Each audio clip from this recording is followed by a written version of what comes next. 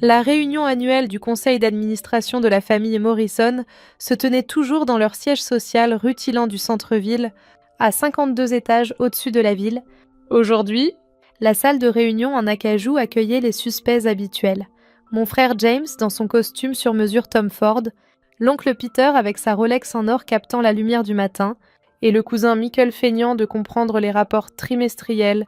J'ajustais ma veste discrète Brunello Cucinelli, sentant le poids de la carte-clé en titane dans ma poche, celle qui donnait accès à l'ascenseur privé menant au bureau du penthouse. Olivia. Ma chère. Le service de café est presque vide, lança James sans lever les yeux de son téléphone. Sois gentille et occupe-t'en avant que les vrais cadres n'arrivent.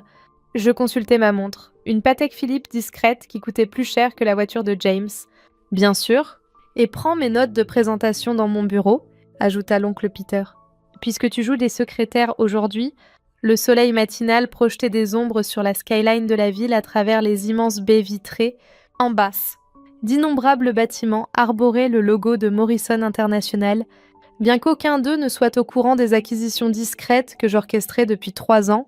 Prends des notes pour nous, petite sœur, plaisanta James en étalant des documents sur la table. Essaie de suivre les grandes discussions d'affaires. Je m'assis à l'extrémité de la table, ouvrant mon ordinateur portable. Ma boîte de réception clignotait avec des messages urgents concernant la fusion à Tokyo, l'expansion européenne et le lancement de la nouvelle division technologique. Je les refusais tous. L'heure suivante promettait d'être bien plus divertissante. Vous vous souvenez quand Olivia pensait qu'elle dirigerait l'entreprise? Ricana le cousin Michael. Maintenant. Elle n'arrive même pas à décrocher un poste de cadre intermédiaire. James ajusta sa cravate, le même modèle que j'avais acheté en gros pour mes cadres européens. Certains ne sont tout simplement pas faits pour les vraies affaires. Mickey. Mieux vaut qu'elle s'occupe des cafés. Mon téléphone vibra. Un message de mon conseil privé. Dernier document signé. Annonce dans 10 minutes. Au moins, elle s'habille professionnellement maintenant, observa l'oncle Peter. Vous vous souvenez de cette phase où elle travaillait pour cette start-up technologique en faillite?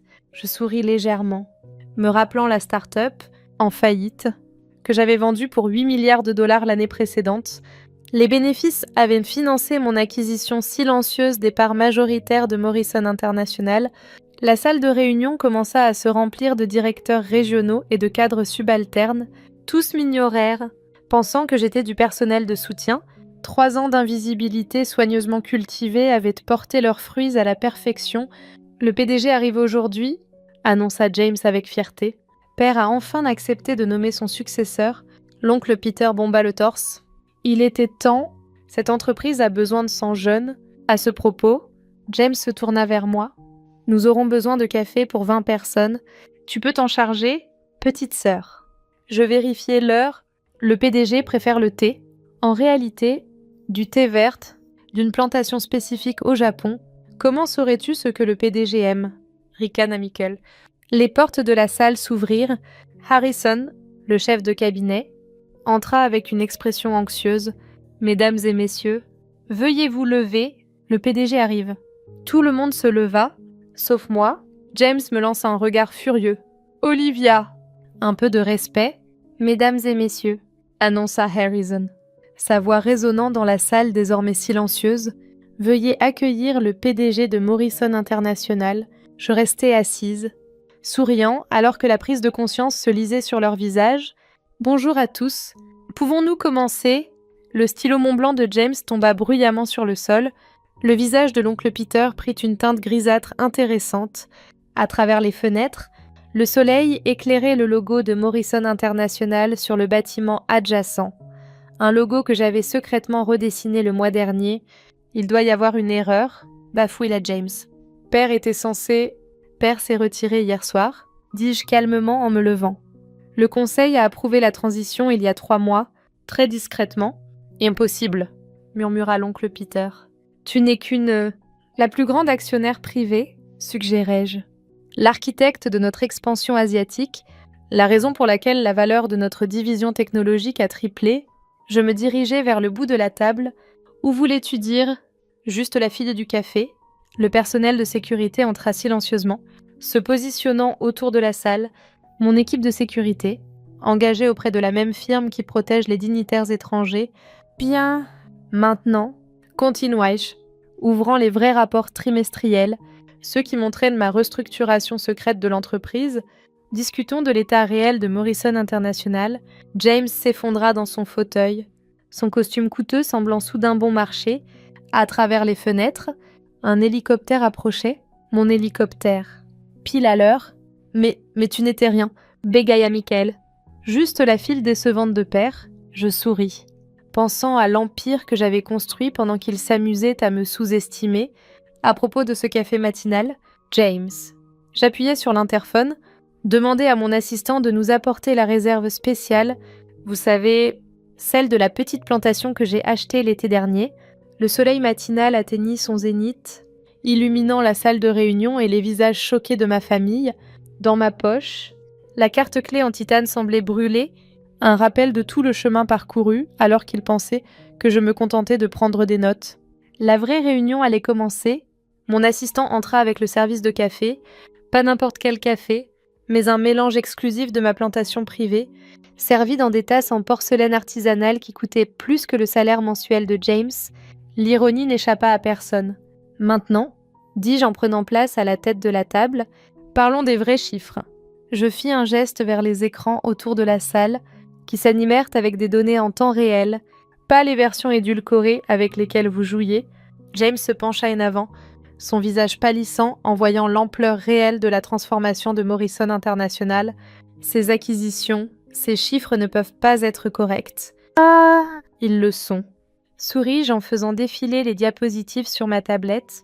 Pendant que vous étiez occupés à me donner des ordres, j'ai orchestré la plus grande prise de contrôle silencieuse de l'histoire des entreprises, ces courses pour le café, des réunions avec des investisseurs internationaux, ce travail de secrétaire, des négociations de contrats à plusieurs milliards d'euros. L'oncle Peter ajusta son col, la sueur perlant sur son front. « Mais ton bureau, tu travailles au 3e étage ?» Une façade pratique, répondis-je en appuyant sur un autre bouton. Les écrans affichèrent une carte de nos opérations mondiales, toutes les entreprises que j'avais discrètement acquises, tout en maintenant mon rôle d'infiltré. Mon vrai bureau est au penthouse, vous savez, celui auquel vous essayez d'accéder depuis des mois. La carte clé en titane pesait lourd dans ma poche, alors que je regardais leurs expressions passer du dédain à l'horreur grandissante. Rien que le dernier trimestre, continuai-je, affichant d'autres graphiques, mon initiative technologique a généré plus de revenus que toutes vos divisions traditionnelles réunies. Ces startups soi-disant ratées sur lesquelles j'ai perdu mon temps, elles forment désormais l'épine dorsale de notre empire numérique. Harrison distribua des tablettes contenant les rapports complets.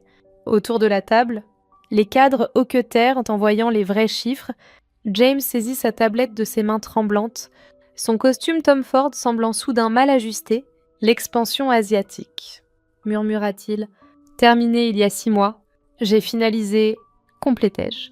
Ces nuits tardives que vous moquiez, j'étais à Tokyo, Pékin et Singapour, concluant des accords pendant que vous publiez vos scores de golf. Une notification apparut sur l'écran principal. Les marchés européens venaient d'ouvrir et les actions de Morrison International grimpaient en flèche sur les rumeurs du changement de direction. « Mes pères, » commença l'oncle Peter, a pleinement soutenu cette transition, coupai-je. Il a reconnu un véritable sens des affaires pendant que vous jouiez les cadres. Ces dîners privés dont vous vous moquiez, des sessions de planification stratégique pour ce jour précis, l'hélicoptère que j'avais vu plus tôt atterrit sur notre héliport privé. À travers les fenêtres, nous pouvions voir un groupe de cadres internationaux descendre, mais vrais membres du conseil. Ici pour l'annonce officielle, à propos de planification, dis-je en affichant un autre écran, discutons de la restructuration. James bondit de sa chaise. Tu ne peux pas simplement arriver et... Je peux et je l'ai fait, répondis-je calmement. Je détiens la majorité des parts via un réseau complexe de sociétés écrans, des sociétés que vous étiez trop occupés à ridiculiser pour remarquer que je construisais. La sécurité s'avança alors que le visage de James virait au rouge. La même équipe de sécurité qu'il avait autrefois chargée de m'escorter à l'entrée du personnel. Vos postes, continuai-je, sont réassignés. James, tu rendras compte à notre nouvelle vice-présidente des relations publiques. Vous vous souvenez d'Amanda, du service du courrier? Il s'avère que son MBA de Harvard et sa vision stratégique sont exactement ce dont nous avons besoin, le service du courrier, s'étrangla-t-il. Ne sous-estimez jamais quelqu'un en fonction du rôle qu'on lui attribue, souris-je. N'est-ce pas, frère ? Les portes de la salle s'ouvrirent à nouveau alors que mon équipe internationale entrait, des cadres brillants que j'avais recrutés tout en jouant le rôle de la fille insignifiante. Chacun avait été choisi pour son talent plutôt que pour son titre, pour son innovation plutôt que pour son héritage.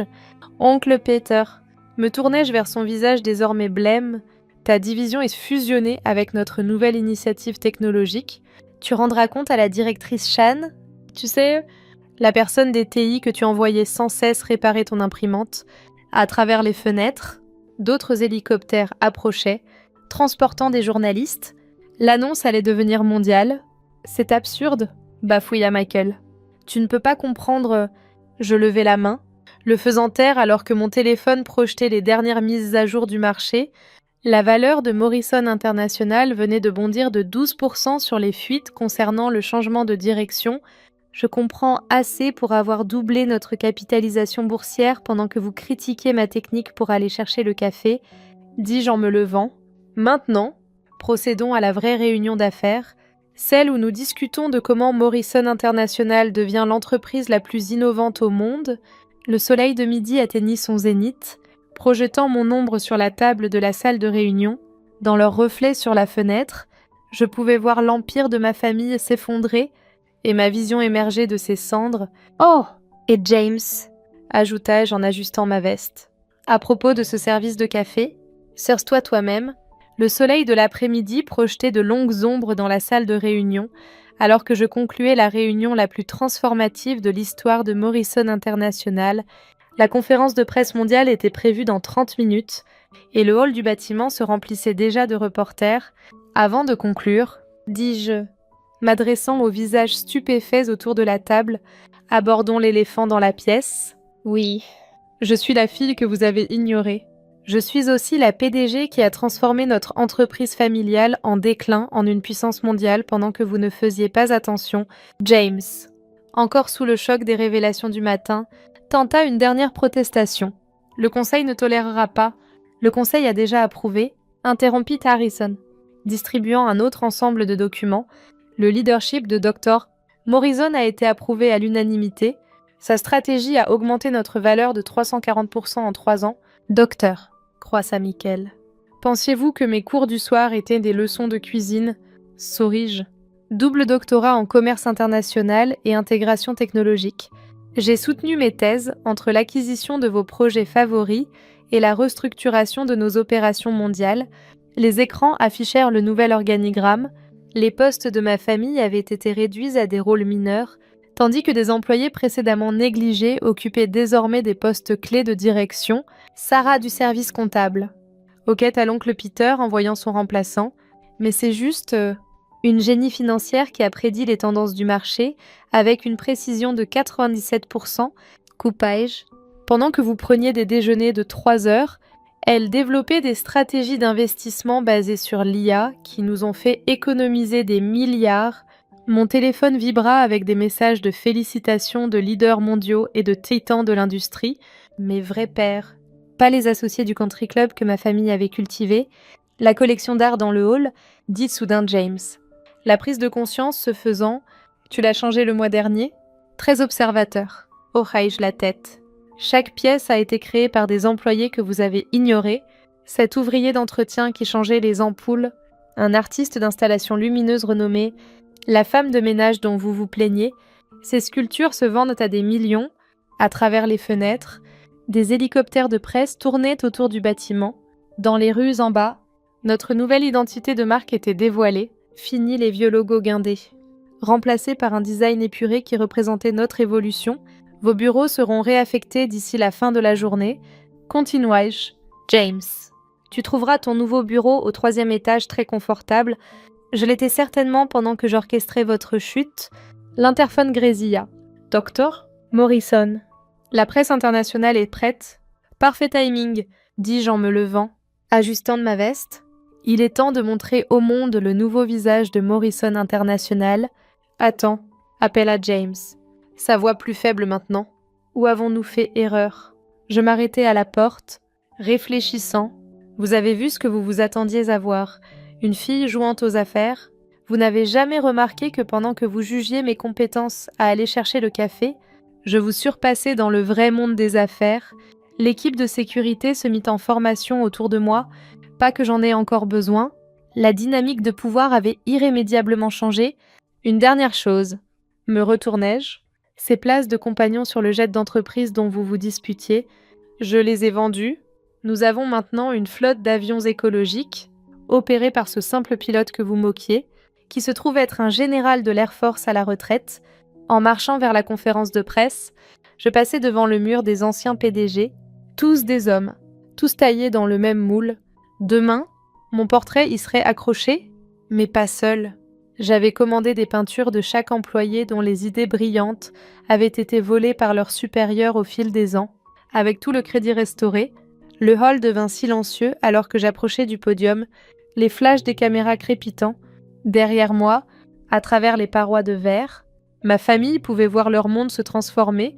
Le nom Morrison ne représenterait plus une médiocrité privilégiée, il représenterait l'innovation, l'inclusion et une véritable excellence en affaires. « Bon après-midi », commençai-je, ma voix résonnant dans la salle silencieuse. Aujourd'hui marque une nouvelle ère pour Morrison International, une ère où le talent prime sur le titre, où l'innovation surpasse l'héritage, et où le véritable leadership consiste à élever les autres plutôt que de les mépriser. À l'arrière de la salle, je repérai Amanda du service du courrier, désormais notre vice-présidente, affichant un sourire satisfait. À ses côtés se tenait la directrice Chan, Sarah du service comptable, et tous ceux qui m'avaient aidé à exécuter cette transformation magistrale, tout en jouant leur rôle assigné dans la vision limitée de ma famille, l'avenir. Continuai-je, appartient à ceux qui voient du potentiel là où d'autres voient des subordonnés, qui reconnaissent que les grandes idées peuvent venir de n'importe quel bureau, pas seulement de celui du coin. Dans la salle de réunion à l'étage, ma famille regardait sur les écrans leur hiérarchie soigneusement construite s'effondrer, mais il ne s'agissait pas de vengeance, il s'agissait de révolution. Maintenant, souris-je aux caméras. Laissez-moi vous parler du vrai Morrison International, celui que nous avons construit pendant qu'ils ne regardaient pas. Le soleil de l'après-midi filtrait à travers le plafond de verre de l'atrium, illuminant l'ère nouvelle que j'avais façonnée dans l'ombre de leur dédain. Parfois, la meilleure façon de briser un plafond de verre est de construire discrètement son propre gratte-ciel.